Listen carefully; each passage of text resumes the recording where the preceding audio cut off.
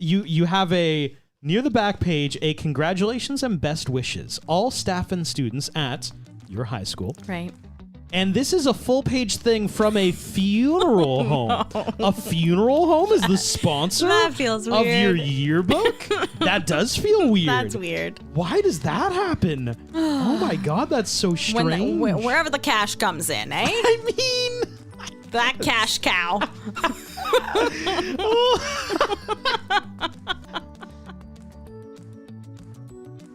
Welcome to the Rom-Com Rewind podcast. Hi, I'm Sarah. And I'm Devin. And like you, I love rewatching movies over and over again. You're here, you found us, you love romantic comedies, we do as well. So this is a show where we rewatch rom-coms, break them down a bit for you, maybe take a peek behind the curtain, dig beneath the surface, and decide, does it still hold up? Today we have the quintessential Mean Girls. And wherever you're listening, make sure you throw us a follow, subscribe, and the best way to, if you want to reach out about anything on the pod that you hear, you want to continue the conversation, you want to play the Rom-Com Rewind presents the Battle of Rom-Competence. The way you can do that is by following us on Instagram at Rom-Com Rewind. You can also throw us a DM. Sarah responds to 100% of those. We have a message from Jillian. She says, "Hi, Sarah and Devin. Firstly, just have to say I love the Rom-Com Rewind podcast and your incredible joy, charisma, and quick facts.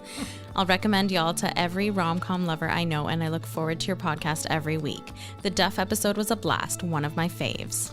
The Duff was fantastic. Thank you so much for the message, Jillian. Now, we are on to Mean Girls. This is a doozy. Can we just preface this whole episode by saying Mean Girls Day is coming up as of the recording and launching of this October 3rd? October 3rd is National Mean Girls Day.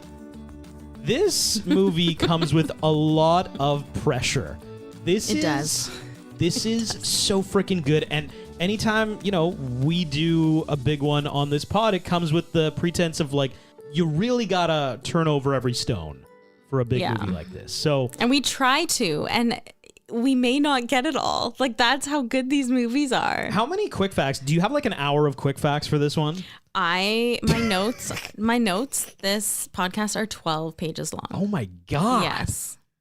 Let's dive in. Mean Girls is a 2014 romantic comedy directed by Mark Waters. You know Mark as the director of Just Like Heaven, Ghosts of Girlfriends Past, it's plural. Freaky Friday. This movie is also written by Tina Fey, and it's also produced by Lorne Michaels, important to note. Mean Girls is the story of Katie, or Caddy Heron, played by Lindsay Lohan. Katie. Sorry, they make the Caddy joke so much. Sometimes I can't not do it as well. Katie was homeschooled and lived in Africa for 12 years, and she's finally going to high school for the first time as her family moved back to Illinois. She has no idea what she's in for. Katie quickly meets the school rejects of Janice Ian, played by Lizzie Kaplan, and Damien, played by Daniel Franzese. She also meets the plastics, quote unquote, or the mean girls, the namesake for this movie. Regina George, Karen Smith, and Gretchen Wieners, played by Rachel McAdams, Amanda Seyfried, and Lacey Chabert, respectively. Really, this movie is just the story of Katie navigating through having no experience with North American high school and being thrust straight into the deep end of being in a friendship with Regina George. Dun, dun, dun. All the comedy and bedlam that comes with that. Oh, and of course, it's a rom-com. There also needs to be a love interest, Aaron Samuels, played by Jonathan Bennett. That's your lead-in for Mean Girls. What are your thoughts? I'm 16. Until today, I was homeschooled. And then it was goodbye, Africa. And hello, high school. Hi, I'm Katie. I'm Janice. This is Damien. Watch out, new meat coming through. This map shows the school's central nervous system, the cafeteria. You got your cool Asians, burnouts, jocks, the greatest people you will ever meet, and the worst. So you've never been to a real school before? Shut up. Shut up. I didn't say anything. Plastics. Who are the plastics? They're teen royalty. I'm going to come right out and say that this movie is a 5 stars across the board for me.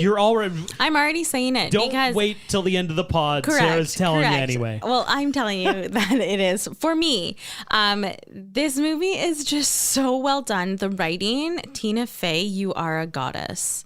You are amazing. You should write many more of these. I just want it, like, it's fabulous. The writing, the casting was done so perfectly well. Everything was thought of.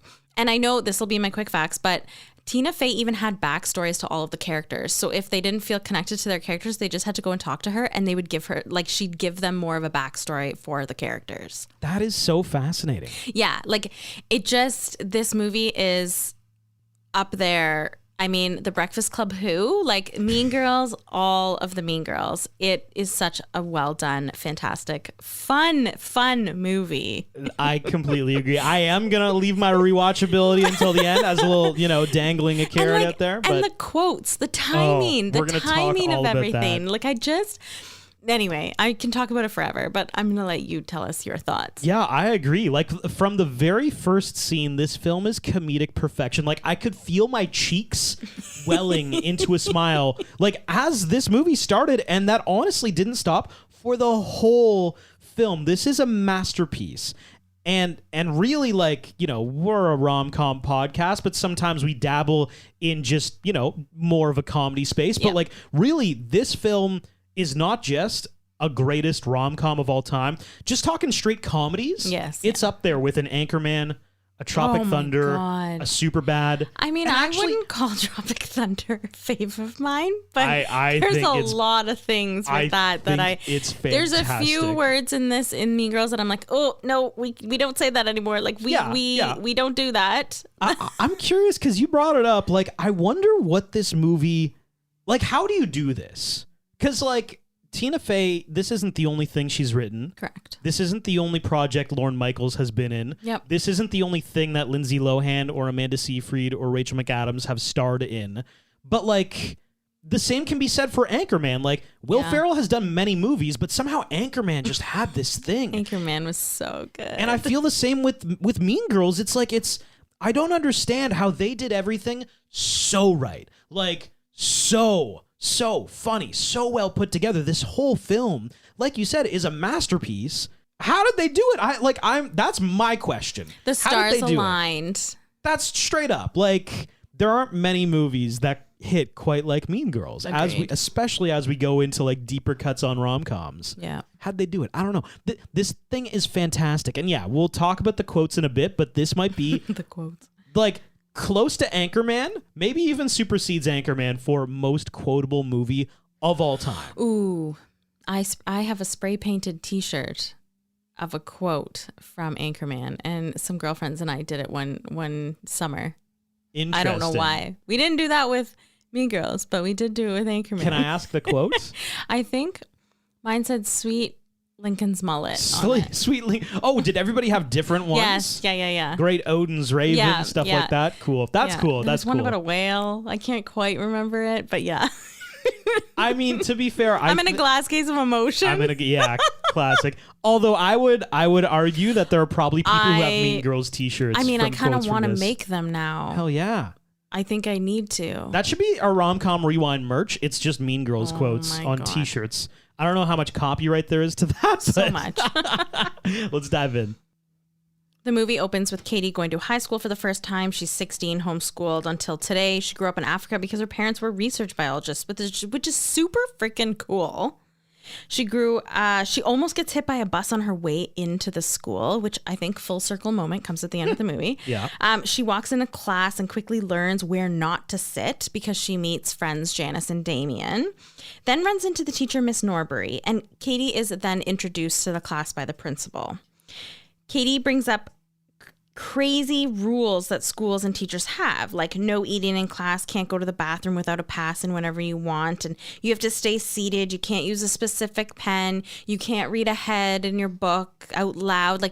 And I realized that, sitting there, I was like, oh my gosh, that is really weird to tell a bunch of people, sorry, you're not allowed to go to the bathroom without a little piece of paper. 100%. What a perceptive and relatable thing to bring up, because as a kid in school, you're like, right, it makes sense that they wouldn't trust me to go to the washroom. And then when you become an adult, you're like, are you kidding? If my boss was like, no washrooms just yet, I'd be like, get effed. I'm going to the washroom. That's a human rights issue, boss. I'm going to the washroom. The fact that they don't still, that's a thing. Like, oh, you need the fob for the washroom, or It like you need to is. bring the thing. That's weird. Well, okay, so I have some strange school rules from around the world for you. Oh, yes. Let's hear them. So one school in the UK, you can't make best friends. They don't want kids to feel the trauma of breaking up with a close friend. Hey, you know, I'm not one of those people who's like the younger generation is so soft. I hate those comments, but this is wild. Yeah. That's a lot. Yes. Another one, teachers are not allowed to use red pens. This is again in the UK in Cornwall. Oh my gosh. They see red as being a negative color, so teachers are forbidden to use it. Instead, have to use green to correct or grade papers. Okay. Red is a negative color because if you screwed up on your paper, that's wrong. Yeah, and they have to write positive comments as well on all the papers. Hey, I'm down for positive comments, Totally. but like But I banning mean, a like- color, let's be real. Come on. But they have to be positive. They can't be negative comments. Like, yeah. You did a really shitty job. You can't write that. You were less shitty this time than when you were last time. There you go. go. Oh, thanks. At a school in China, children are encouraged to take a noon nap from 12 to 2 p.m. right on top of their desks in elementary school. I mean, I'm down for the naps. On the desks can't be comfortable, though. No, probably not. A 2-hour nap? Yeah. How do they enforce that? Okay, I'm going to ask way too many questions. That's Yeah, and I don't wild. have the answers. Can you explain it to me, Sarah? How big are the desks? What's the square footage Yeah, here? Is it I like don't know. Rose and Jack on the table or on the door? Like, I don't know. Many schools in Japan have a ban on relationships, so kids can focus on their studies. And they're also not allowed to wear any makeup, painted nails, or even shaved legs, so that they're not a distraction and they don't, look up like pretty or anything like that, and they can focus on their studies. Okay, that last part's ridiculous. The I fact that know. that's even allowed is wild. I know. However, I'm not surprised about the first part. I assume there would be at least one school on here that would have no relationships because you got to study and learn. Some schools in both the UK and the US don't allow students to hug or high five each other, like no physical contact at all. Really? They think it interferes with students' academic experience. Wow. Yeah. High fives and hugs. I know.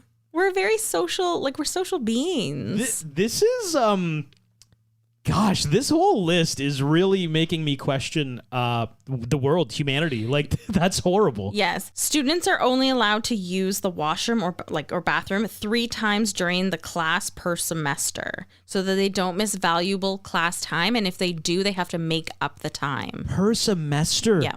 Also, like, how creepy are you that you're like, I'm going to track every person's Well, yeah. pee in this whole school? Like they gotta you're- have put a gold star by your name or a toilet sticker I'm by the your pee name. master. I know where everybody's peeing at all time. Like, They that's have like creepy. they have a pee master walking up and down the halls. I'm picturing that meme from It's Always Sunny in Philadelphia where the one guy has like the whole Venn diagram of like there's just somebody with a whole chart of every student's pee. They must track it. It's got to be a sticker process. I'm telling you.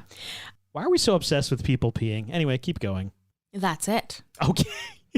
So the second day at school happens. It's a lot better. This is when she meets the 2 new people, Damien and Janice, and they take her, they get her to skip health class, and they take her out back, and they have like a picnic kind of thing, the hangout. What did you think I was going to tell them? No, just the way you described it was Take weird. them Like, out they took her out back back and what did they do? I don't know. I don't know why I Jeez, said making it sound a lot more creepy than it needs to be. We finally get to meet the plastics.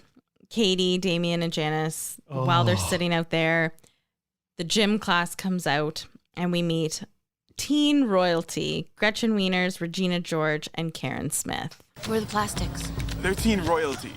If North Shore was Us Weekly, they would always be on the cover. That one there, that's Karen Smith. She is one of the dumbest girls you will ever meet. Damien sat next to her in English last year. She asked me how to spell orange. That little one, that's Gretchen Wieners. She's totally rich because her dad invented toaster strudel. Gretchen Wieners knows everybody's business. She knows everything about everyone. That's why her hair is so big. It's full of secrets. Hey, what's happening? And evil takes a human form in Regina George. I love the way they describe them. in Yes. this scene. This is hilarious. Anytime this movie does shots of random people throwing just like conjecture into like the Regina George thing, like one time Regina George punched me and it was amazing, you know, like it's so simple and it's so funny. I literally have this here, like montage of high school students saying facts about Regina George. Yeah. Her favorite movie is Varsity Blues. I hear her hair is insured for $10,000. I hear she does car commercials in Japan. One time she met John Stamos on a plane and he told her she was pretty. And one time she punched me in the face. It was awesome. Oh, man.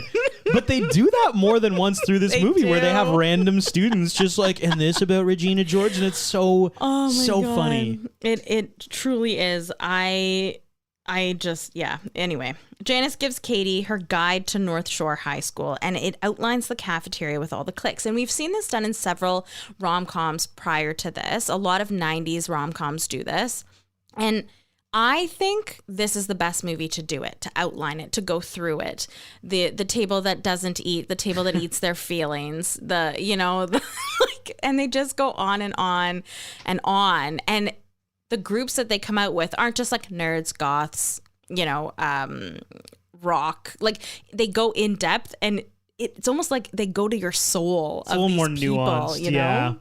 So that day she does get noticed in the cafeteria after she's asked a series of buttered muffin questions, and Regina asks her to join them at her table. This is my best scene. Okay. Already. You know what? This film has so many best scenes. I picked it early because as I went through the movie, I picked more best scenes, and I was kind of like, no, Devin, stick to your You guns. can't. The first one you picked has to be the best scene. Like, this movie is so just random funniness. Like, the dude tries to talk up Katie, and Regina George just steps in, and she's like, Jason, you do not come to a party at my house with Gretchen and then scam on some poor innocent girl right in front of us 3 days later. She's not interested. Do you want to have sex with him? No, thank you. Good. So it's settled. So you can go shave your back now. Bye, Jason. I know. that was like her diss to him, and it's like, that is low-key so mean. Well, and this is again in quick facts, but the question actually was not going to be is your muffin buttered, or how do you like your muffin buttered? Anyway, it was going to be is your cherry popped. Oh. But they were trying to dance. They were dancing the line throughout this entire movie with their lines, with their comedic lines, from going PG-13 to R. Right. So if they had done is your cherry popped, Yeah. I guess that would have teetered them over to the R. That makes sense. The muffin buttered is slightly. Is it? Just I slightly. don't know. I mean, this scene is where we get the. You're like really pretty. Thank you. So you agree? What? You think you're really pretty? Oh, I don't know. So you agree? You think, think you're you're really pretty. pretty? This is where we get the on Wednesdays we wear pink. This is where Regina George continuously says, like, So you've actually never been to a real school before? Shut up. Shut up. I didn't say anything. it's just God. And like I said, there are so many more best scenes that would come in this movie, but this one struck me right away as like the dialogue is golden here. This is so funny. I completely agree. And Katie goes to visit her friends after Damien and Janice wants her to do it. And there's a little bit of backstory with Janice and Regina. They used to be friends, but they're completely enemies now. And we don't really know why, but Janice basically wants to make Regina's life a living hell, which is hard to do when she's the queen bee. So Janice wants Katie to do it, hang out with them, and then tell Janice and Damien everything that they say. So Katie agrees. And finally, to end the day, Katie gets to meet her crush, who sits in front of her in math class and asks for a pencil. And this is Aaron Samuels. The next day at school, Katie learns about Girl World and all the rules that encompass, the we wear pink on Wednesdays, ponytails only, once a week, blah, blah, blah. Katie tells the girls that she has a crush on Aaron Samuels. And right away, Gretchen is like, oh, no, you can't. He is Regina's. That's her ex-boyfriend. Even though she's dating somebody else, you can't have Aaron. Don't worry, I won't tell her, though. We meet Kevin, the captain of the mathletes, and he and the group asks her to join because she's really, really good at math. But when Katie goes to the mall with the plastics later that day, they tell her that's like, you absolutely can't, it's social suicide. And then comes the human animal scene. This kills me, how Katie brings like this like fake, I don't know, imagination to a scene that's in front of her, and it's like a watering hole, and everybody acts like animals. Like, imagine asking, hey, person who's an extra, you're gonna have to act like a crazy animal. After the mall, they head to Regina's house where they meet her mom, and she's not a regular mom, she's a cool mom. And that's played by Amy Poehler. Amy Poehler, so good. At the house, they're in Regina's bedroom, and they look at the burn book. This is our first time seeing the burn book. It's pink, and it says burn book on it. And they go through it and see that the three girls have written everything about everyone in school, and it's not nice. Katie even adds her own by saying that Damien is almost too gay to function because she thinks it's funny. And then she's like, oh, I think that's only funny when I say it. It's only okay when I say it. After she hangs with them, Katie goes to the mall to see Janice and Damien and report in. Janice wants her to steal the burn book so they can publish it, but Katie says, like, she can't. Katie gets a call from Regina telling her that Gretchen told her that she likes Aaron and that she's totally okay with her going for him, and tricks her into saying that Gretchen actually just wants attention, and this is a three-way call. Katie has survived her first three-way call with them, but she felt that Regina was okay with Katie talking to Aaron more. So she's like, okay, I'm going to do it. And this is where the famous quote. Talking to Aaron more and more. On October 3rd, he asked me what day it was. It's October 3rd. And it's almost October 3rd. And it is almost in real life. Yeah. As of the recording of this anyway. One day, Katie is talking to Aaron and he invites Katie to a costume party because it's Halloween, or coming up to anyway, to which she shows up in a flipping ex-wife, I would say like a dead bride kind of thing. It's kind of like zombie bride vibes, Yeah. the crooked teeth, not a great look. And she does explain in this scene that like Halloween is the only time that girls can dress as sexy as they want and nobody else can judge them. And we know that of real life, that is true. Correct, that is very true. And that is also what we see in this party between Gretchen Wieners, Karen, and Regina George. They are... Gretchen Wieners is a cat. Karen Smith is a mouse. Duh. And Regina George is a bunny. Yeah. Hilarious. Which I have seen those costumes. I actually was a cat one year. Yeah, of course. Everybody does it. Like... So at the party, Regina confronts Aaron and tells him that Katie has a crush on him, and he's pumped. So instead, Regina tries to get with him and kisses him right in front of Katie. So she leaves, vowing that she hates Regina and she'll do anything to get her back. So she goes to see Janice and Damien, and they come up with a plan to truly, truly get Regina back. Here we go. The first step is to continue hanging out with the plastics as if nothing is wrong. Katie starts to give opportunities for sabotaging, or gets opportunities for sabotaging Regina. First with the face cream, secondly with her tank top, cutting holes out of it. This Halloween costume was so huge after this movie. Really? Oh my God, yes. The white tank top where they cut the holes out so that the bra could be shown, the purple bra. Oh my God, yes. This was everywhere. And funny. Regina not caring, because the next day everyone wears it, because let's be honest, everyone wants to be Regina. They just can't get to her. They can't get to Regina. So Katie has to go to Regina's to learn the Christmas dance song. So we kind of know that it's now around December. But before that, she has to try to crack Gretchen Wieners by using candy canes. And this is where she decides that Regina never sends candy canes to anyone. And so Katie's going to try to trick Gretchen Wieners into thinking that Regina's mad at her by Regina fake sending candy canes to everyone when it's really Katie, except for Gretchen Wieners. And none for you, Gretchen Wieners. This is where go, Glen Coco. We get two iconic sentences in like 15 seconds of plot. Yes. You go, Glen Coco, and then... Caddy Heron. Do we have a Caddy Heron here? It's Katie. Oh, Katie, here you go. One for you. And none for Gretchen Wieners. Bye. And then he leaves. Oh, God. And Gretchen realizes, or thinks, that Regina is mad at her, and so the secrets start pouring out. That night, it's the talent show, and Damien sings You Are Beautiful, or Beautiful, by Christina Aguilera. And then the mathletes have their rap, And then finally, the Jingle Bell Rock slutty dance. So memorable. So memorable. So memorable.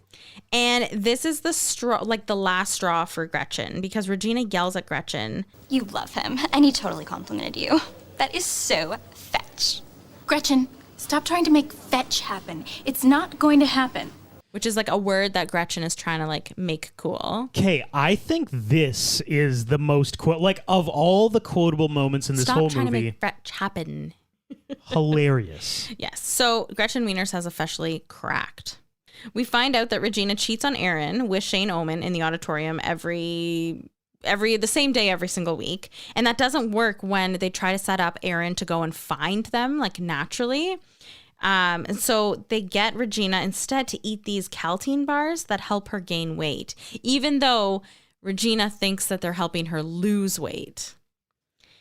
Gretchen knows that she's on the outs with Regina, but lives with it knowing it's better to hate her life and be a plastic than be out and not be a plastic. Regina also has made Katie into a plastic. She officially at this point has turned into a plastic. Katie's life has become an obsession about Regina George, and she knows it, but she just can't stop it. Janice invites her to her art show and tells her, you have to take a break from her double life, to which Katie says, yes, I'll be there. And in math class, she tries to talk to Aaron at any chance she gets, but he realizes that she knows what they're learning in math, and so he really can't help her. So that's kind of the only way that she can talk to him, she thinks anyway. So she actually starts failing the class in order to get Aaron's attention. And so one day Aaron ends up tutoring her even though she doesn't need it. And while they're tutoring, they actually kiss, and he pulls back and says, I can't do that to Regina. And word vomit just comes out of Katie's mouth and says, well, she's been cheating on you this whole time you've been together. And so that takes off Aaron Samuels off the board. At school, Katie's sad when Aaron doesn't ask her to be his girlfriend right away. But I'm sorry, you just broke up with your other girlfriend. Why would you get with somebody new right away? Because it's high school, Sarah. I guess that's Things true. move so fast. I guess. Yeah, you only have a school year. I think we're seeing that, Katie is definitely devolving quickly into just being a mean girl. Oh, for sure. Yes. And they do such a good job at it because you almost don't even realize it. Yeah. The changes are so subtle to her wardrobe, her hair, her makeup, that once it happens, you're like, oh my God, she is a plastic. She is a mean girl. Yeah. So the Spring Fling nominations come out, and they are Regina George, Gretchen Wieners, Janice Ian, and Katie Heron. Dun, dun, dun. By January, Regina can't fit into anything. She brings the plastics to a dress shop to show them the dress she was going to buy for the Spring Fling, but she can't fit into it anymore. And she confronts Katie saying, what is happening? I thought these bars were supposed to make me lose weight. And she goes, oh, yeah, it's just water weight. You're going to lose 10 pounds super quick. She's devastated because she can't fit into her dress and has to find a new dress. So after being told by Miss Norbury that she's officially failing math now, she goes to Regina's house to rant to the three girls and tells the girls that she thinks Miss Norbury deals drugs on the side because she said she's a pusher. Gretchen tells Katie to put it in the burn book. So she does. Did you have a burn book in high school? No. No, you did not. We did not have a burn book. You know what you had, though? You had a yearbook. Oh, my God. Which has made an appearance on the pod before. This is Sarah's, I want to say grade 11 yearbook. I think so. Grade 10, 11, something like that. Grade 11. And, of course, there is a lot of writing in the back of this yearbook. It's always a fun blast. From the past. Is it? It's for you because you don't know all these people. Reading what people used to write back in the mid 2000s in yearbooks. So I have for you, Rom-Com Rewind family. This is Sarah's yearbook. Yay. Things that are written in it. I always get a kick out of these. Oh, this person writes in big bubble letters, penis. That's it. Then they say, hi, Sarah. From Zach. Did you guys play the penis game, perhaps? We did, yeah. Oh, okay. Yeah, there you go. I think that's why that's in there. I have found something. This is outside of the whole penmanship situation. I've never seen this in a yearbook ever. This did not happen in my yearbooks. Are you sure? You have a near the back page a congratulations and best wishes, all staff and students at your high school. Right. And this is a full-page thing from a funeral home. A funeral home is the sponsor That feels of your weird. yearbook? That does feel weird. That's weird. Why does that happen? Oh my God, that's so strange. Wherever the cash comes in, eh? I mean... That cash cow.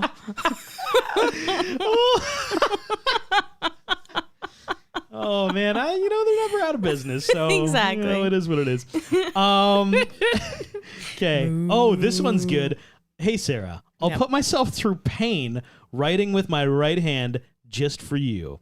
I don't know if they broke their hand Maybe. or something. That's such a weird thing to start with. Why were we so weird? What? You know what? It's funny because it was funny probably then, and I have no idea who that is or what happened to their other hand. Oh my gosh. Oh, okay. This message actually brings up something that I think is a cult in our area of the world. This person says, we had fun. AHA, we had fun this semester. They quote, aren't you afraid to touch it? ? Don't know what that pertains to. No idea. And then they bring up what I think is a cult. Now, to be clear, I did not grow up in the exact same geographical area as Sarah. Correct. They say, OMG, Boyne was awesome. I still don't know who you're talking about, but yes. Boyne, Michigan, by the way, is a location that, kind of in like people just go to Boyne. Yes, to go skiing. Boyne, Michigan. Right. And I think it's it feels a little, as an outsider coming in, because there's also two locations. There's there's Boyne's Mountain. There's Boyne Mountain and Boyne Highlands. And that's a difference. There is. It's a huge difference. It's not a huge difference. It is. Like, you guys sound crazy. You sound like crazy people. Devin's just saying that because I want him to come with me. Oh my God. I never want. I think I'm going to get kidnapped. I think I'm going to get kidnapped there. It's going to be the like Kool-Aid. Yeah, like that Midsummer movie or whatever. It's a cult. You guys are trying to get me in the cult. No offense if you're from that area of Michigan. It's a great area. I love it. I hope you call me sometime this summer, bitch. We're back to the message. Yeah, clearly. You better. Then they write their phone number. Maybe we can watch some more Who's Line. You guys watched Who's Line? Is it anyway? I'm trying to. I think there's a few people that could be. This is so weird. Okay. This page is also great because it's the first one that we have the random comments about other people. Like, I used to love that when somebody, it's an adjacent party. Like, Bob is writing me a note in my yearbook, and he chooses to write, Amy smells like cat litter in the top right corner instead of any message to me. Wait, let me see. Can I see that? Amy smells like cat litter. That's my writing. Oh! Yo, you just wanted to talk shit about Amy in your own yearbook? No, that was definitely Who's Amy. No, she's a friend. Poor Amy. That was an art class for sure. So then I've got a question. Who wrote Ben is hot? Ben. Okay, yeah, that was Ben. Got it. Okay, all right, we got it. And also to note, Amy does not smell like cat litter at all. Okay. I mean, you said it, Sarah. So oh my God. Also, anytime anybody gets a teacher to write in their yearbook, it's always something oh God zany. It's always like they're trying to be professional and it comes off weird. Do you remember a Miss P? She wrote, Sarah, stop talking. Have a good summer. I can't remember, but that was most definitely true. Oh. I used to get in trouble for talking in class all the time. Isn't that nice? Where you're like, oh, madame, whatever, please sign my yearbook. And she's like, great, yeah. Shut the F up in my class. Goodbye. Get out of here, please. I don't like you. Goodbye. Oh, and those have been messages in Sarah's yearbook. God. They always make me chuckle. I really should read them because I honestly don't remember any of them. I can't wait till our next high school rom-com because we are gonna go through that book. We should have done them in the duff. Oh, we should have. Yes. At school, Katie tells Janice she can't make her art show and can't hang out that night because she's doing plastic sabotage, to which neither Janice or Damien knew about. So she's flying solo now. She's really, well, I mean, we all know she's a plastic at this point. So the phone convo where Katie traps Regina into saying mean shit about Gretchen happens. Then Regina calls Karen and asks her to hang out with Gretchen, or without Gretchen. But Karen tells Gretchen how annoying she is, but thinks she's talking to Regina. That was very confusing. All to end with Gretchen telling Karen that Regina thinks she's a slut and Karen to tell Regina she's sick. Boo, you whore. This scene, okay, one of the magnificent things about Mean Girls is that there's so much packed into this movie that I forget. And this scene actually, like, we were watching in bed, or at least I was watching in bed. Sarah was asleep. I was still sleeping. And I was just, I was like, I'm obviously not going to be loud here. I'm just, doing my thing. And this scene, that it wasn't the boo you whore. It wasn't the cough. It was... It was Karen not realizing that she hadn't swapped between Gretchen. Hello? Let's go out. Okay, hold on. I'm on the other line with Gretchen. Don't invite Gretchen. She's driving me nuts. Hold on. Okay, hurry up. It's Regina. She wants to hang out with me tonight, but she told me not to tell you. Do not hang out with her. Why? Oh, you don't want me to tell you. Oh, she can tell me. Hold on. Oh my god, she's so annoying. Who is? Who's this? Gretchen. Right. Hold on. Oh my god, she's so annoying. I know. Just get rid of her. It honestly made me just burst out because I had forgotten about it. It's like, it's the third joke in this scene and you forget about it. It's so funny. Like, there's so much packed into the dialogue of this movie. Yeah. I woke up and I was like, oh, what? I'm so sorry. I wasn't expecting that one. I was expecting boo you whore. Was not expecting that. So the next day at school, Karen and Gretchen come up to the lunch table and tell Regina she can't sit with them. She's wearing sweatpants and it's a Monday. But they're the only things that fit Regina right now. So she thinks she can do whatever she wants because she is Regina and she is the queen bee. They tell her to leave, though. Like, she is no longer a plastic while this is happening. Regina's on the outs, and now Karen and Gretchen follow Katie as their new queen.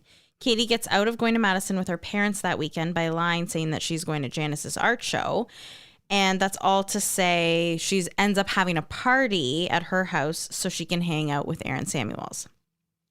Her parents leave, and she gets ready to have 8 people over with cheese and crackers. It turns out it's a huge party, and Katie drinks way too much trying to manage the party and find Aaron. And Regina drives past, pissed that Katie is having a party without her, having known that Regina invented Katie.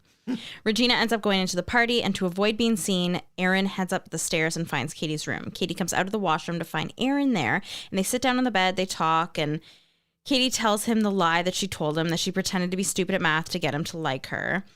And because he was Regina's property, she couldn't move forward with anything else. And of course, Aaron's pissed at hearing this, tells Katie that she's like a clone of Regina.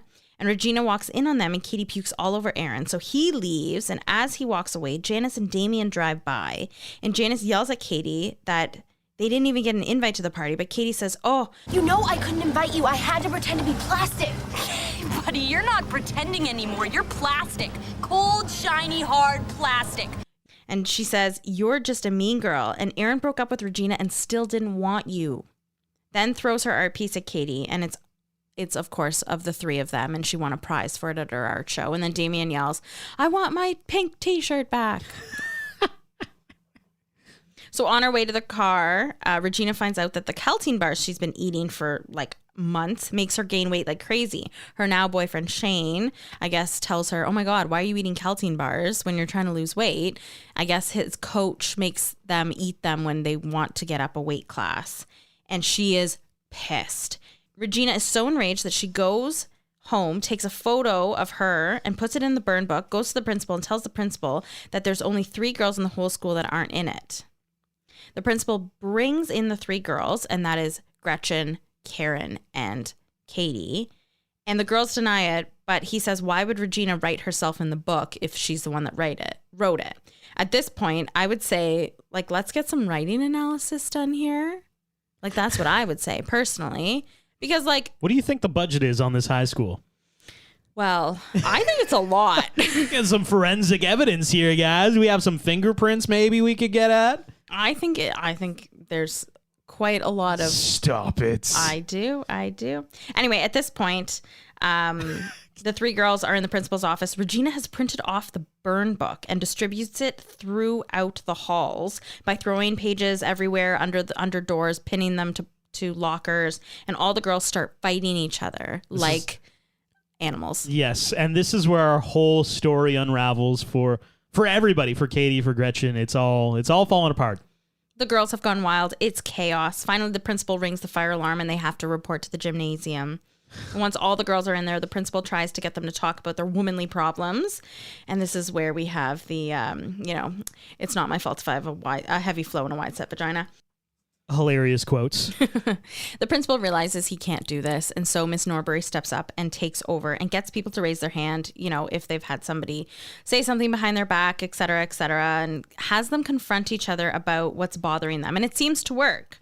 Regina then raises her hand and says, some of us shouldn't be here because we're victims and we, don't have any problems and she shouldn't have to be there. And then Miss Norbury says one of the most famous quotes from this movie. That's probably true. How many of you have ever felt personally victimized by Regina George? Every single girl in that room raises their hand, including all of the teachers, which I thought was just such a nice touch. Yeah. Ms. Norbury then has everyone stand in a crowd and goes one by one about apologies of the people that they've hurt in their past.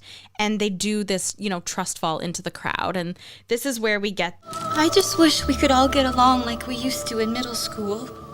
I wish that I could bake a cake made out of rainbows and smiles and we'd all eat it, be happy. She doesn't even go here. Do you even go to this school? No, I just have a lot of feelings. Oh, amazing. That's also... I just have a lot of feelings. God, I just have a lot of feelings. That might be... Is that the most quotable line in this movie? Oh, my God. Okay, I have used that. Doesn't even go here. Oh, I use that I still use that today. Like, I will use that. Okay, I've got a game for you. All right. Because I think now that we've gone through the better part of the movie, we're almost at the end here. This is probably the most quotable movie of all time. Like, the most amount of real world, like, I still say, and none for you Gretchen Wieners. Yes. I still say, you go Glen Coco. You go Glen Yeah, hell yeah, man. All the time. I want to play a game for you. How well do you know where iconic quotes come from? I have picked quotes that I think have kind of reached the zeitgeist of society where people, for at least some amount of time, they were saying this shit to their friends, whatever. But I'm not going to play the quote. I'm going to play the moment before the quote. All right. And you need to guess what that quote is. I'm not going to tell you what the movie is or anything. Why don't we start off with, oh, man. And I do have some Mean Girls ones on here that we've mentioned, so I won't start off with those. I'll start off with this. Whew. That's nice. What is it, a sapphire? A diamond. A very rare diamond. And what's the quote? I don't know. Starting off tough, Sarah. We are. I want you to paint me like one of your French girls. Oh my God, how Jack. do I not know this? Jack, I want you to draw me like one of your French girls. Oh yeah. I actually use that quote all the time. Dude, I use it. Which is like weird. It's our dog Frankie sits like a human sometimes and like she'll lie down very funny. And I'm like, oh, paint me like one of your French girls. Oh God. Okay. This one flew under the radar during the pod, so maybe you'll get it, maybe you won't. Someone else for just one day. Did you ever feel like you wanted to That's all you got. Get in, loser, we're going shopping. Yes. Get in, loser, we're going shopping. Nailed it, Sarah. Regina's like the Barbie doll I never... Okay. Oh, this one's so good. It's made with bits of real panther, so you know it's good. It's quite pungent. Oh, yeah. Ooh, it's a formidable scent. It stings the nostrils. In a good way. Yeah. Brian, I'm going to be honest with you. That smells like pure gasoline. They've done studies, you know. Oh my God, this is like the same scene where he goes, it smells like rich mahogany. I have many leather-bound books. No, I know different scene. It's not. Oh, okay. The right but movie, though. Well, yeah, I know. The amount of can't think of what comes next. I am appalled that I can't think of this because I love Anchorman. This is one of the most quotable. I've used this quote so many times. Oh my God, you're gonna say it, and I'm gonna be so disappointed in myself. 60% of the time, it works every time. 60% of the time, it works every time. That doesn't make sense. That's a good one. That is so good, right? Oh God. Okay, all right. How about this one? But what I do have are a very particular set of skills. Skills I've acquired over a very long career. Do you know this one? Yeah. It's isn't it like I'm gonna hunt you down? It's like I will find you. Yeah. Liam Neeson with in Taken. Yeah. I think that the actual quote's further down. I won't get to it quickly enough. Oh, how about this one? Candy cane grounds. Okay, hurry up. Taylor Zimmerman, 2 for you. Glen Coco, 4 for you, Glen Coco. You go, Glen Coco. And Caddy Heron. Do we have a Caddy Heron here? It's Katie. Oh, Katie, here you go. 1 for you. And none for Gretchen Wieners. And none for Gretchen Wieners. Bye. God, that is such a quotable moment. Okay, really quick. This one's going to be tough.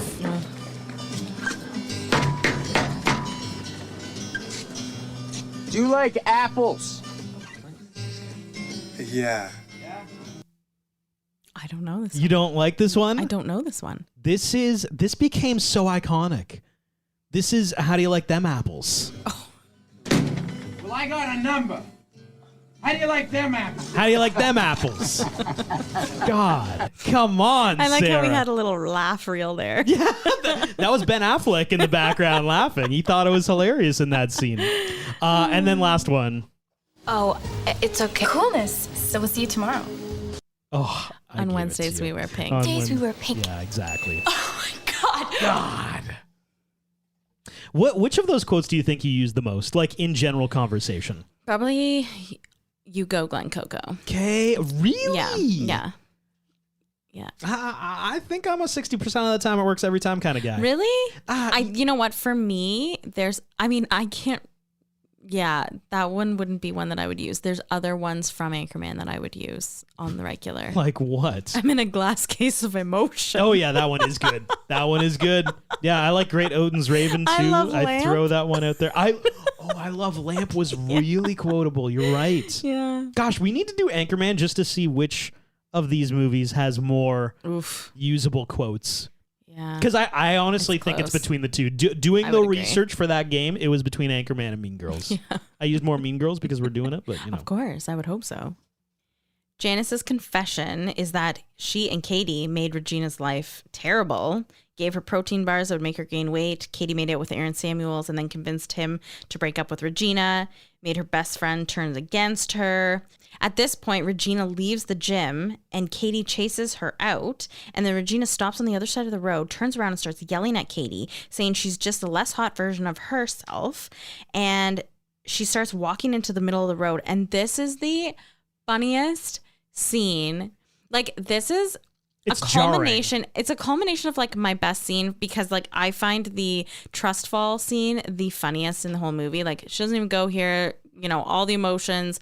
Janice kind of telling everything, just blurting it out and having everything in the open. Then Regina running to it and then getting hit by the bus. The first time I saw this, I jumped. I did not see it coming whatsoever. This was such a funny surprise for me. God, I love it. Anyway, she gets hit by a bus. This is where Regina George dies. Just kidding. She gets hit and she lives. They make that joke in the movie. I'm so sorry. It was so funny. You okay? Yeah. What was that? Just me breathing. So Katie's parents ground her, and at school, Miss Norbury is on leave until investigation against her situation because the burn book said that she deals drugs. And so no one wants to be friends with Katie because they think that she pushed Regina in front of the bus. And then in math class, she comes clean about her writing in the burn book to save Miss Norbury. Katie decides she needs to suck all the poison out of her life. And so she goes over to Regina George's house to apologize. She kind of goes on like an apology tour and to see how she's doing. Miss Norbury is back and her and Katie talk. And as a personal punishment for Miss Norbury for doing all of that to her, Katie has to join the mathletes and go to the competition, which is the same night as the spring fling dance. At the mathletes competition, it's a tie after almost an hour and a half of math questions. And they get the two girls from each school to go up against each other and compete. And as her name's Carolyn, I guess, the girl from the other school, the opponent is walking up to the podium, Katie realizes that she needs a whole image makeover. But she also realizes in that moment that making fun of her won't stop her from beating her in this competition, that calling someone fat won't make you skinnier, calling someone stupid won't make you smarter. And she realizes that she's been a mean girl and that she needs to change her ways. The mathletes, after winning the competition, go to the spring fling dance in their new leather jackets. And the winner is Katie for the spring fling as well. She makes a speech and it's a big apology. She breaks apart the crown that she now has and wants to share it with everyone. She believes that everyone is a queen and why not share it instead of just one person getting it? So afterwards, she makes up with Janice and Damien and even dances the night away with Aaron and they kiss. The plastics break up, and I love a good ending, you guys. I love a true, finish to the story. The plastics break up. Regina's spine healed. She now plays field hockey and kicks ass at it. Karen does morning weather announcements, and Gretchen is the queen bee of her new friend group and can speak very good Mandarin, I'm assuming. Yeah. Aaron and Katie are still dating, but he went to college, but they see each other on weekends. And the rest is kind of history. And that's your movie of Mean Girls. And now, it's time. The Rom-Com Rewind presents the Battle of Rom-Competence. We have Julie on the show. Hello, Julie. Hello. So, tell us a little bit about yourself. Who are you? Where are you? Whatever you feel comfortable sharing, just to give us a picture of who we're talking to. Okay, well, hi, I'm Julie, like you said. I just graduated this April from university. Hey, congratulations! Congrats. Thank you. Sorry, I cut you off. Electrical engineering? Yes. Very cool. Awesome. Thank you. So that's what I do now. And I'm from Alberta, currently living in Edmonton. I obviously love rom-coms. All the good ones, all the bad ones. I watch them all. What would be your favorite romantic comedy of all time?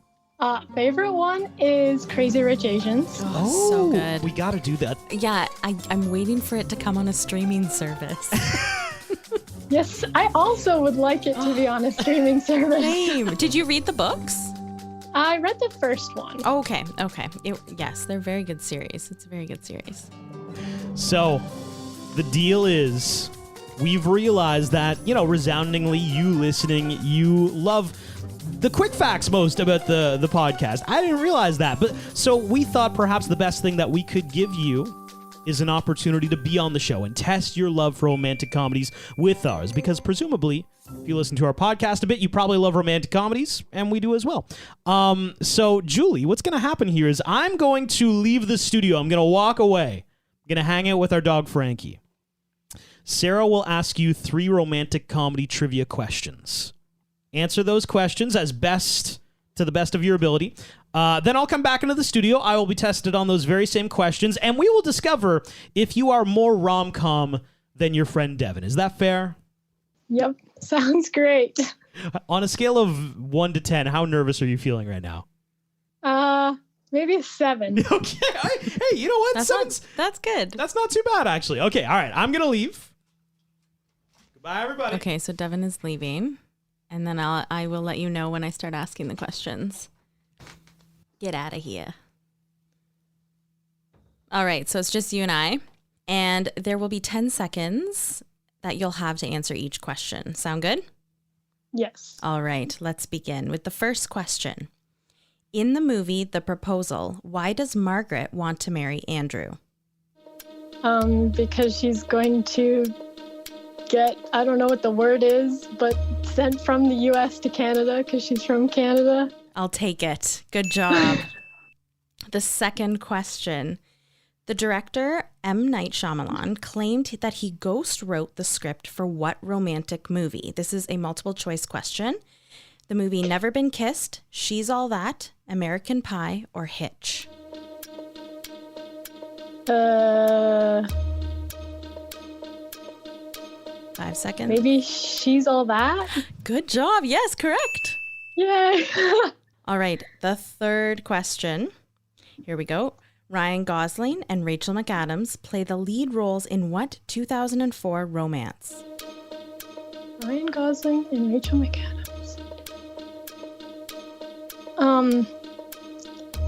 Oh no. 3 seconds. They're in Crazy Stupid Love together, right? Oh, good guess. Very close. Ryan Gosling is definitely in Crazy Stupid Love. Oh no. Okay, Devin's coming back in. I'll wait till he puts his headphones back on to let him know.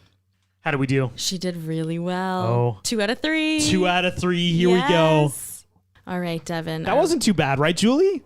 No, it's not that bad. Before I begin, I will let everybody know, I didn't want to psych you out before we started, but your friend Devin is currently undefeated at this game. 2-0. Only 2 games in, but still wearing the belts. I don't know. I think Julie's going to give you a run for your money. Hey, let's do it. All right. All right. First question. In the movie The Proposal, why does Margaret want to marry Andrew? She's getting deported. Correct. Yeah, here we go. Yes. Did you get that one as well, Julie? Yes, but I didn't know the word for it. I couldn't remember the word deported. What did you say? She explained it. So Okay. just that Margaret was going to be sent back to Canada from the U.S. Hey, we'll take that. The director, M. Night Shyamalan, claimed that he ghost wrote the script for what romantic movie? This is a multiple choice. I've heard this before, yeah. Never Been Kissed, She's All That, American Pie, or Hitch? It's either Never Been Kissed or She's All That. M. Night Shyamalan. Shyamalan. I'm going to say She's All That. She's All That. Correct. Yes! Here we go. Ooh. Dang. Did you get that one as well, Julie? Yes. Look at us. All right. The final question. I've never gone 3 for 3 at this game before, so I need this to win. Yes. All right. Third question. Ryan Gosling and Rachel McAdams play the lead roles in what 2004 romance? Ryan Gosling and Rachel McAdams. 2004. Oh my God. 5 seconds. 3. Oh, The Notebook. 2. The Notebook. Yes. How could I forget The Notebook? For Yes. some That's reason. what I'm thinking. I knew it the second time she said the question. I was thinking about Time. Rachel McAdams has been in a lot of romantic She comedies. has, but I felt I had to do this. My God. I had to put a Rachel McAdams movie in one of the questions because we were doing Mean Girls. So, first of all, this is my first 3 out of 3. I'm sorry, Julie, that was an extremely impressive showing. That was so good. But you ran into an all-time great here in your friend Devin, so... Thank you. I really should have known The Notebook, though. I have seen it. It took me, I think there were 2 seconds left on the clock when I figured out The Notebook. So that also got me. I don't know, somehow... Ryan Gosling, Rachel McAdams, yeah, that threw me for a loop as well. It shouldn't have. Hey, but a great showing. Thank you so much for being on the pod, Julie. Thank you for having me. I love your guys' podcast. Oh, thank you so much. Thank you so much. Quick facts. The movie was originally going to be called Homeschooled. Tim Meadows broke his hand before shooting and had to wear a cast, so the explanation that his character, Mr. Duvall, had carpal tunnel was added. Initially, Lindsay Lohan was cast as Regina, but she decided to play the nice girl, so the public would not base her real personality on Regina's. Rachel McAdams was chosen to play the mean girl, Regina George, because only nice girls can play mean girls, according to the producer. This was the feature film screenwriting debut for Tina Fey. When Tina Fey planned to adapt Queen Bees and Wannabes into a film, she did not realize it was a guidebook with no fictional narrative. She feared she had backed herself into a corner after finalizing the deal with Paramount. The movie nearly earned an R rating for explicit, risque gags and jokes, which were subsequently cut. In the scene where Katie was asked if her muffin was buttered, the line was originally going to be, "Is your cherry popped?" The same went for a girl who made out with a hot dog. It was going to be masturbated with a hot dog. These were omitted in order for the film to gain a PG-13 rating instead of an R. As it was becoming difficult to keep the wide-set vagina joke to receive a PG-13 rating, the director argued that the film Anchorman also had a similar dialogue and still received that rating. It was because this joke was because of a woman, and that's why they wanted it to be changed to an R rating. So they fought very hard to keep that particular joke in the movie. Damien's line, "and I want my pink shirt back," was improvised by the actor Daniel. Tina Fey later approved it. The casting department searched through 4 cities to find the right actor to play Damien. Daniel, who played the gay character Damien, would himself come out as gay in 2014. Scarlett Johansson tested for the role of Karen Smith. Ashley Tisdale auditioned for Karen Smith, and Blake Lively almost was cast as Karen. James Franco was considered for the role of Aaron Samuels, which was eventually given to Jonathan Bennett. Lacey Chabert was the first and only choice for the role of Gretchen Wieners. She is Gretchen Wieners. Amy Poehler, who plays Mrs. George, is only 7 years older than her on-screen daughter, Rachel McAdams. Tina Fey envisioned backgrounds for all of the characters. If any of the actors had questions about their characters, she would fill in the blanks for them. The slang term fetch, short for fetching, was invented by Tina Fey. She didn't want to use an expression teenagers actually use because she didn't want it to become outdated later. The scene in which Katie walks in on Jason and Gretchen kissing at her party is much different in the first draft of the script. Originally, she walks in on Gretchen performing oral on Jason, no nudity, nothing graphic, but this was subsequently cut from the final print in order to keep that PG-13 rating. To film one of the scenes, Amy Poehler pinned a piece of cocktail wiener into her bra to encourage the Chihuahua dog to nibble there. Producer Tina Fey confessed that when casting the film, she liked Jonathan Bennett because he looked like Jimmy Fallon. The skirts for the Christmas talent show are made of plastic. The costume designers said that they were made of that material to represent the plastics. Oh, okay. This movie is based upon the book of Queen Bees and Wannabes, helping your daughter survive cliques, gossip, boyfriends, and other realities of adolescence, even though it is a non-fictional parental self-help guide with no narrative at all. In the book upon which the movie is based, the most popular girl in school is given the title Queen Bee. In the movie, the character who fits that description is named Regina, which means queen in Latin, Italian, and Romanian. Lizzie Kaplan's character was named Janice Ian as an homage to musician Janice Ian, the first Saturday Night Live musical guest. Ian's song at 17 can be heard playing in the background when the girls are fighting at Regina's house. Other characters bullying Kaplan's character persistently call her a lesbian throughout the movie. The real Janice Ian is openly lesbian. In the scene where Christmas candy canes are being distributed into the class, Damien, dressed in a Santa suit, reads out loud the name Glen Coco. While not portrayed in the movie, Glen Coco was an actual person and a good friend of Tina Fey. Rachel McAdams was actually 25 years old when she shot this movie, although she was portraying a teenager. Lindsay Lohan and Rachel McAdams played characters who attend the same school and are in the same grade despite an 8-year age difference between the two actresses, with Lindsay Lohan being younger. This is the first non-Disney movie Lindsay Lohan stars in. On August 13th, 2013, the White House tweeted a photo of the Obama's dog, Bo, holding a tennis ball in his mouth, and the caption, "Bo, stop trying to make fetch happen." This was a play both on the line from Mean Girls and on one of the more usual meanings of the word fetch. The character Mrs. Norbury was named after a German teacher at Upper Darby High School where Tina Fey attended. Although Tina Fey and Amy Poehler never have any dialogue together in the movie, the two actresses are best friends in real life. At the top of the lunch map Janice makes for Katie, she wrote a cautious note for the woods behind the school saying "Makeout zone, warning. There is sexual activity in these woods." It frequently goes unnoticed because the camera quickly zooms in closer to the lunch tables. In her autobiography, Bossy Pants, Tina Fey says that she named the character Damien after TV Guide writer Damien Holbrook, who had been her friend since they met as teens in a summer theater workshop in their Pennsylvania hometown. In 2013, Tina Fey stated that she and her husband, Jeff Richman, had been working on a Mean Girls stage production. The musical adaptation of Mean Girls made its world premiere on October 31st, 2017 at the National Theater in Washington, D.C. It then moved to Broadway's August Wilson Theater in the spring of 2018. The musical's book is by Tina Fey, with music by Jeff Richman, lyrics by Nell Benjamin, and direction and choreography by Casey Nicholaw. The main character, played by Lindsay Lohan, is named Katie, which has a common pronunciation, Katie, but has an uncommon spelling for an American girl's first name as Caddy in this movie. In keeping with the film's theme of female empowerment, it is the same spelling as the maiden name of Elizabeth Cady Stanton, a 19th century pioneer in the American women's rights movement. The movie is based on a real high school, New Trier, which is located in Winnetka, Illinois, in Chicago's North Shore. I hope I said that right. The school serves a large area of affluent students from 5 different townships and village. New Trier, despite the portrayal of mean girl cliques, is actually noted as one of the best high schools in the U.S. In the scene where the Plastics first ask Katie to sit with them at lunch, all 3 girls are eating the exact same thing, a sandwich with lettuce and tomatoes in a plastic container and Perrier water with a white straw. I never noticed that.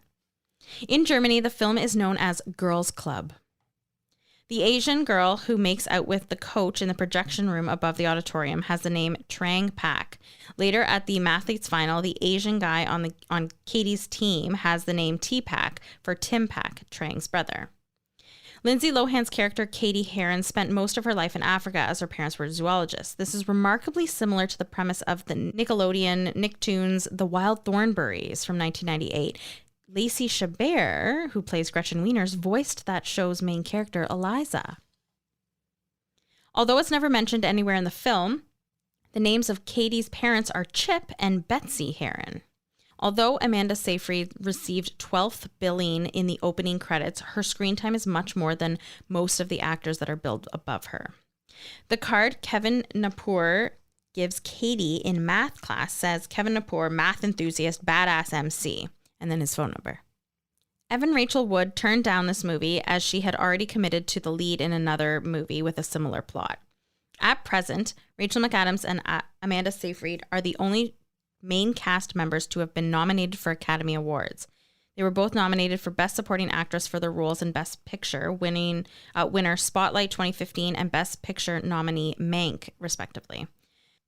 Fans have officially declared October 3rd as National Mean Girls Day. Lacey Chabert's nephew was also born on that day. Fun little tidbit. Lindsay Lohan and Mark Waters, this is their second collaboration together after Freaky Friday, which came out a year before this film did. This movie was unusual among Mark Waters' directed films as there is no supernatural elements in this plot. Lindsay Lohan couldn't arrive on the first day of shooting because she had pink eye. The actress Kai Pham, I hope I say that correctly, who played the role of Trang Pak, didn't know that the film would be a featured film until she watched the preview on television. The song Obsessed by Mariah Carey contains the famous line by Regina George, "Why are you so obsessed with me?" Rachel McAdams also plays a popular mean girl in the movie The Hot Chick. The math competition was shot in Convocation Hall at the University of Toronto. Exterior shots show Convocation Hall and the nearby University College. The "Is Your Muffin Buttered" line was later incorporated verbatim into the lyrics to Chaise Longue, the 2021 debut single from the indie duo Wet Leg.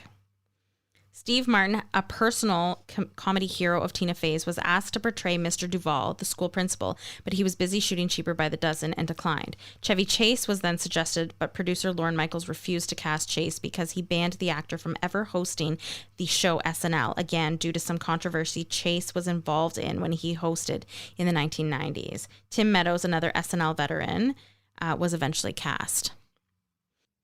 At the end of the movie, Kevin asks Janice about her ethnic background, and she answers that she's Lebanese. This is a payoff to a joke that has run throughout the entire movie, people bullying Janice persistently, calling her a lesbian, only to have her clarify at the end of the movie that she's in fact Lebanese instead.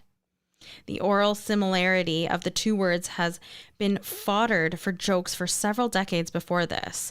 Two examples of this include Isn't It Romantic from 1986, in which Blanche confusedly thinks that Dorothy's friend Jean is Lebanese instead of lesbian, and Ellen DeGeneres' joke during a publicity tour to plug the puppy episode from 1997 that we will actually find out that the character is Lebanese. They also make the exact same joke in Bend It Like Beckham. Remember during the wedding, they do. The mom thinks Good they're catch. lesbian, and the aunties are like, no, we're not She's Lebanese. Yeah.